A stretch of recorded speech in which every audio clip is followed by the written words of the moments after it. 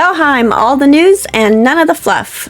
Let's go! Valheim programmer Jonathan Smars is giving us some peek of some quality of life things that they're adding into the game, including now that the intro can be paused and skipped, as every game should allow, he says. This is a small change, but for people that play the game a lot of times, do new starts all the times, this is a really good one because if you've already read it so many times, if you're trying to get into a stream, it can save you some seconds. That is really helpful. I know a lot of vet players are going to like this one.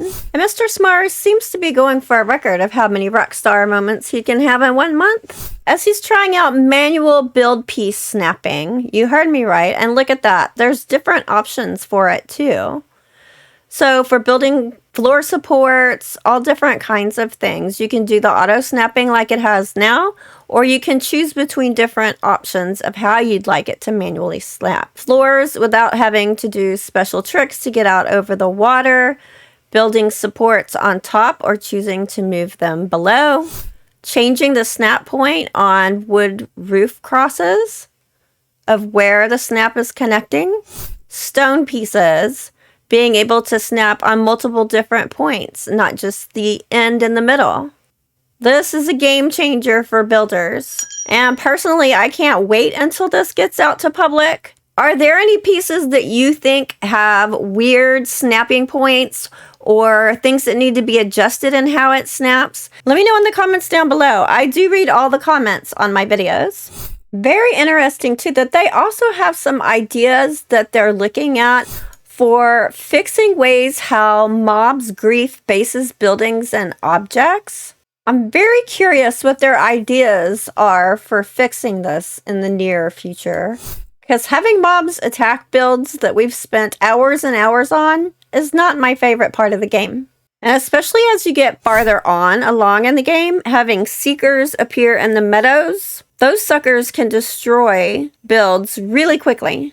So it's going to be very powerful to have a way to be able to protect our builds. I wanted to mention real quick too, with the fishing update and being able to get loot, the wiki has been updated with a lot of things that you can get as the loot from different types of fish. And a couple of these are quite interesting. I mean, it's interesting it gives all of them, but the trollfish gives you a chance of getting copper ore. Copper ore is something that isn't available in the game normally. That's one of those things you had to spawn in, but apparently the dev that's doing fishing thought it would be fun and entertaining to throw it in here and there. Another interesting one, besides the fact that you can get some really cool stuff like soft tissue and blue jute from anglerfish, but look at magma fish. One of the things that you can get is flametal ore. Now, flametal ore is currently available in the Ashlands. It can be mined there and smelted, but there's currently no use for it. And so it's one of those things that we're like, well, is this gonna continue to be a thing? The current concept that we've seen for how the Ashlands is developing shows these big lava rivers or pools, but I don't see any flametal nodes out there anywhere like it currently has. So we haven't really seen any reason to think that flametal was gonna stay, not gonna stay. But if it's something that they've added in this recently that you can still get, I don't know. What do you think? Does that mean flametal's here to stay? I don't see why they'd have us catching it if it wasn't going to continue to be in the game. We also have some spoiler info here, where Grimcore has started working on the Charred today, trying to get the style and mood down. Just wanted to share what I'm doing right now. Not final, just midway through. Spoiler, spoiler, here it is. Several different images. We had seen some concept art, but now we're getting into the modeling. And this shadow beside it is the shadow of what a player size is. So these suckers are going to be big. They have that creepy red glow in them. Fire. Yeah, does remind me a bit of the Terminator. Interesting question from Vil, I don't know how to say that. Are the charred or destroyed civilization cursed with undeath like the swamp's druggers, or a functional civilization found in underneath? They had mentioned before that the charred and the Ashlands is the land of the dead, Grimcore gives an interesting concept on how he looks at it, that the Charred were once very skilled veteran warriors, perhaps Odin's frontline warriors, sent in behind enemy lines before he severed Valheim from Yggdrasil. Why they become the Charred will be up to you to find out. That's an interesting storyline. Programmer Jonathan Smars had told us that they were starting to work on having hair visible when you put on helmets. And Lisa had started working on this. And she gives us an update. What's this? Visible hair under hats?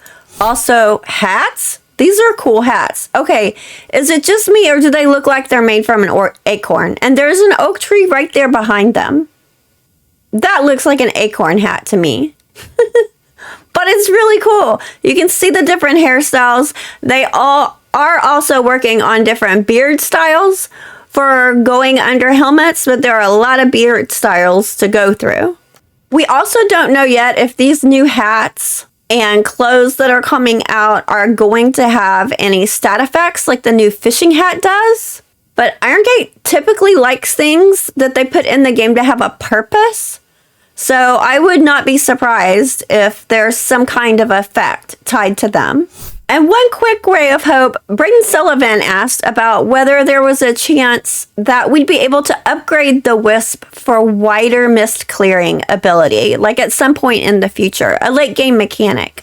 Jonathan replied, I'd say somewhere between possibly and maybe. This kind of sounds similar to an answer that he's often given me that, well, anything is possible. So definitely nothing to count on here, but it's not a no. And I know a lot of people would like to see this, especially if we get it later on in the game. If you like knowing about all the details on Valheim, consider hitting that subscribe button. Until next time, happy gaming!